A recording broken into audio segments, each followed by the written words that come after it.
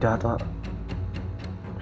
የሰላም ልጅ እንደሆነች ኤቢ ያውቃለች። ምን ናታን? አዎ አባዬ፣ ግን ያወቀችው እናቷን ብቻ ነው፣ አባቷን አታውቅም። አንተስ አውቃል? አዎ አባዬ፣ በጣም ይቅርታ።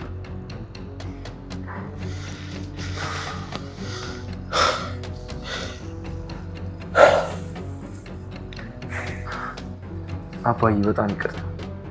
ማወቅ የሌለብኝን ነገር ያወቅኩት፣ ማየት የሌለብኝን ነገር ያየሁት በአጋጣሚ በቃ በኤቢ ምክንያት ነው። ሌላስ ምን አወቅ? አይ ሌላ ምንም አባዬ። ሰላምስ ሌላ የጻፈችው ነገር የለም? የለም አባዬ። ናታን ይሄ ሁሉ ሆነ፣ እንደዚህ ሆነ፣ እንደኔ ተዋረደ በሽበት ተሸፍኖ በልብስ ተጀብኖ ሰው መስሎ እንደኔ የተዋረደ ሰው የለም። አባዬ በቃ ችግር የለውም፣ ያጋጥማል፣ ችግር የለውም። ኤቢ ዳጣ እህቷ እንደሆነች አላወቀችም? አዎ አባዬ አታውቅም፣ ግን ዳጣ የሰላም ልጅ መሆኗን ለማዬ ይናገራሉ እያለች፣ ካላገባኝ ቀለበት ካላረክልኝ ለማዬ ይናገራሉ እያለች ነው። ስለዚህ በቃ አባዬ በሰዓቱ እሺ ከማለት ውጭ ምንም አማራጭ አልነበረኝ እኮ። አንተ ለእሷ እናትና አባት ተጨንቀህ እሷ ታስፈራራሃለች? አባዬ ተረጋጋ በቃ። እኔ ሁሌ የምትለኝ ነገር ማድረግ አልቻልኩም አባዬ። ይህን ጉድ ለማዬ ልትናገር ከጫፍ ደርሳለች። ስለዚህ በቃ አባዬ የሆነ ነገር ከማድረጓ በፊት ማስቆም አለብህ። በቃ ይህን ነገር እማዬ ሰማች ማለት ሰው የምትሆን አይመስለኝም አባዬ። አንድ ቀን በቁሜ እንደምትገለኝ አውቅ ነበር። ቀድመህ ቤት ከደረስክ ከክፍሏ ሳትወጣ ይዘህ ጠብቀኝ። ግን አባዬ እንድትጎዳት አልፈልግም። ሰማኛለህ ናታን? ውጭም ብትሆን አባብለህ ክፍሏ እንድትገባ አድርግና ውስጥ ይዘህ ጠብቀኝ አልኩ። ይኸውልህ እሷም የኔ ልጅ እኔም የእሷ አባት መሆኔ ያበቃለት። ሰላም ያስቀመጠችው ያደራ ዕቃ ችግር መፍጠሩን እሷ ቤቱን ለቃ ወጥታ እንኳን ሊያቆም አልቻለም። ደረጀ ለረጅም ዓመታት በውስጡ ደብቆ ሚስጥር አድርጎ ይዞት የቆየውን ጉዳይ እንደ ቀልድ በወረቀት ላይ ጽፋ ለናታን አደራ ብላ የሰጠችው ሰላም ይሄ ወረቀት ከናታን እጅ ወጥቶ ሌላ ሰው እጅ ገብቶ ቢነበብ እንኳን ቤተሰቡን ሊበታትን እንደሚችል ዞር ብላ እንኳን አላሰበችም ነበር። አሳ ጉርጓሪ ዘንዶ ያወጣል እንደሚባለው ስለ አንድ ጉዳይ ማወቅ ፈልጋ ካላወቀች በሰላም እንቅልፍ እንኳን መተኛት የማትችለው እልህኛው አቢጌል ሰላም ለናታን አደራ ብላ ያንን ፌስታል እንደሰጠችው ካወቀች በኋላ እንደምንም ዕቃውን በእጇ ለማስገባት ተጣጥራ በመጨረሻም ተሳክቶላት በውስጡ ያለውን ደብዳቤ አንብባ ዳጣ የሰላም ልጅ እንደሆነች አውቃ ናታንንም ከዛን ጊዜ አንስቶ ጉዳዩን ለእናቷ ማርታ እንደምትናገር አስፈራርታ እንዲያገባትም ጭምር አስገድደዋለች። በነገሮች መደራረብ ጭንቀት ብዛት የሚያደርገው ነገር ግራ ገብቶት ዳጣን ለማማከር የወሰነው ናታንም በመጨረሻ ለጉዳዩ ባለቤት ደረጀ ሁሉንም ነገር ተናግሮ ነገሩን መፍታት እንደሚችሉ ተስማምተውም ናታን ደረጀን ቀጥሮ ስለተፈጠረው አቢጌል እያረገች ስላለው ነገር አንድ በአንድ ምንም ሳይደብቅ ግልጹን አውርቶለታል። ደረጀ ይህንን ሲሰማ ደንግጦ የሚገባበት ጠፍቶት የነበረ ቢሆንም አንድ መፍትሄ ግን የሚያጣ አይመስልም። በቀጣይ ምንም ይፈጠር ይመስላችኋል? ሐሳብ እንዲሁም ማስተያየታችሁን ኮሜንት ላይ ጻፉልን። ናታንም በዚህ መንገድ የራሷ ለማድረግ ሞክራ እየተሳካላት ያልሆነው ኤቢ በድጋሚ በሌላ የሰይጣን ስራ እሱን የራሷ ለማድረግ መሞከሯን አላቆመችም። ለዛን ምግብ አሰርታ አርጁን ያመጣላትን መስተፋቅርም ጨምራ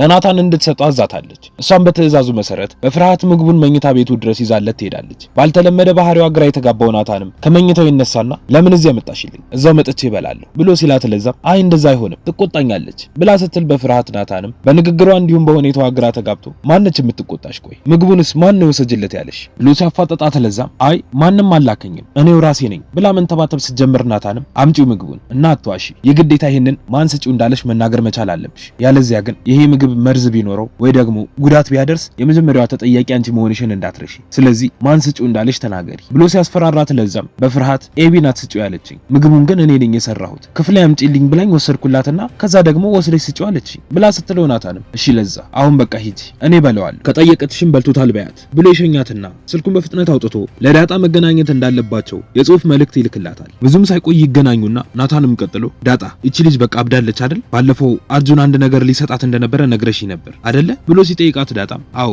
አርጁን እኮ የሆነ የሚያስወድድ መስተፋቅር አምጣልኝ ብለው እንደነበረ ነው የነገረኝ ብላ ስትለው ናታንም ዛሬ እኮ ልትሰጠኝ ነበር፣ በእርግጠኝነት ምግቡ ላይ ጨምራበት ነበር፣ በለዛ ነው እኮ ክፍሌ ድረስ ያስላከችው ብሎ ሲላት ዳጣም ደንግጣ ምን እቺ ልጅ ግን ቆይ ያማታል እንዴ? ቆይ እንዴት ነው በዚህ ነገር የምታምነው? ብላ ስትለው ናታንም ዳጣ እባክሽ ነገ ደግሞ ሌላ ነገር ከመምጣቱ በፊት የሆነ ነገር እናድርግ፣ መፍትሄ ያስፈልጋል ብሎ ሲላት ዳጣም ይኸውልህ ናታንዬ እንደዚህ የምትሆነው እኮ አንተ ንቀት ስለምታሳያት ነው። እኛ ሴቶች አንድ ነገር ፈልገን ካጣን በጣም ነው እልህ የሚይዘን። ስለዚህ በቃ ለምን አታስመስልም? እንደወደድካት እንደምትፈልጋት ምናልባት የዛኔ ትጠላሃለች። እሷ የሰጠችህ መድኃኒት እንደሰራ አስመስልና እስኪ ሰለቻት ድረስ እንደወደድካት ንገራት ብላ ስትለው ናታንም አይሆንም ዳጣ ነገ ሌላ መዘዝ ቢመጣብኝስ? አብረን እንደር ሌላ ነገር እናድርግ ብትለኝስ? አይሆንም ምን ማድረግ እንዳለብኝ እኔ እንጃ። በቃ አሁን ዝም ብለሽ ነይና ቀፊ ብሏት ይተቃቀፋሉ። ናታንም ይቀጥልና ዳጣ ይሄ ሁሉ ችግር አልፈን እንጋባለን፣ አብረን እንሆናለን፣ ይህንንም ቤተሰብ እንታደገዋለን ብሎ ይላታል። በነጋታው ጠዋትም አቢጌል አልጋዋ ላይ ተኝታ ስልኳ ላይ የናታንን ፎቶ እያየች ከራሷ ጋር ማውራት ትጀምራለች። ናታን ስነግርህ አልሰማ አልከኝ እንጂ ነግሬህ ነበር፣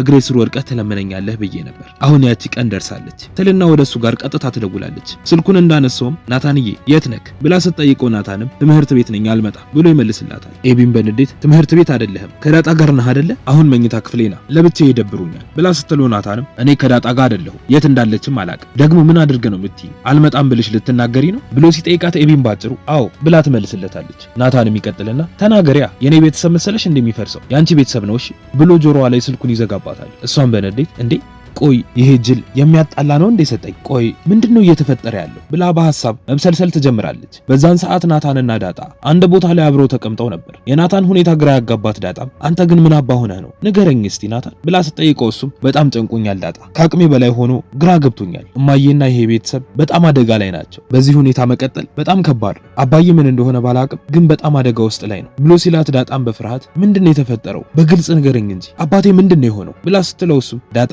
በቃ አሁን ተረጋጊ። የዚህ ቤት ነገር ከጊዜ ወደ ጊዜ ተወጥሮ በቃ ሊፈነዳ ደርሷል። ኤቢ ሰላም የሰጠችኝን ሚስጥር አይተዋለች። ክፍሌ ውስጥ ካሜራ ገጥማ አግኝታው ወረቀት ነበር አንብበዋለች። እናም ሰላም የጻፈችው ነገር በጣም አደጋ አለው። እማዬ ይሄንን ነገር ካወቀች ቤቱ ይፈርሳል ብሎ ሲላት ዳጣም ስለ ጉዳዩ ለማወቅ የበለጠ ጓጉታ እሺ ምንድነው ሚስጥሩ? ወረቀቱ ላይ ምንድነው የተጻፈው ንገረኝ ብላ ስትጠይቀው ናታን አልነግርሽም ዳጣ፣ ግን ኤቢ ይህንን ነገር ከኔ ስላገኘችው ለምርቃቴ ቀን ቀለበት ታደርግልኛለህ ምናምን እያለች ነው። ያንን ማላደርግ ከሆነ ለእማዬ እንደምትናገርም እያስፈራራችኝ ነው። በሰዓቱ እሺ ከማለት ውጪ የማስቆምበት ምንም አይነት አማራጭ አልነበረኝም። እሷም ዝም ያለችው ለዛ ነው። እኔ በጣም ከብዶኛል፣ የማትለኝ ነገር የለም ብሎ ሲላት ዳጣም እሺ ወይ ለምን ሰላምዬ ጋር ሄደህ ስለ ነገሩ አትጠይቃትም? አንተ እኮ ምንም አላጠፋህም፣ አልሰጣሃት፣ አላየኸው። ራሷ ካሜራ ለጥፋ ካየችው የሰላም የራሷ ጥፋት ነው። ኤቢን እያወቀቻት ለአንተ መስጠት አልነበረባትም። አንተ ከዚህ በላይ አትጨነቅ፣ ወይ ደግሞ ለአባዬ ንገረው ብላ ስትለው ናታንም አይሆንም ኤቢን አንጠልጥሎ ነው የሚገላት ብሎ ሲላት ዳጣም አይገላትም፣ የወለዳት ልጅ እኮ ናት። ይኸውልህ ካላገባኸኝ ሚስጥር እናገራለሁ እያለች እያስፈራራችኝ ነው በለውና ማወቅ ካለበትም አባዬ ይወቅ ብላ ስትለው ናታንም ፈገግ ብሎ